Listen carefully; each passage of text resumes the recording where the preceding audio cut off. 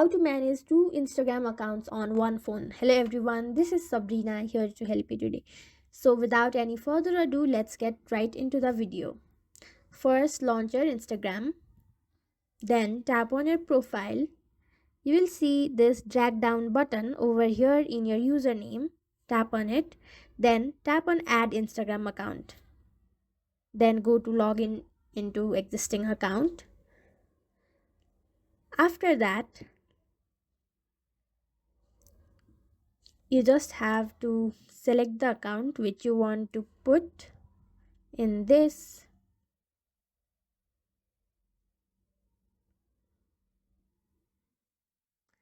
Enter the password and you will be done. So that's how you do it. Thank you for watching this video. Make sure to like, share and subscribe to our YouTube channel. If you got any questions, comment them down and I'll catch you in the next one.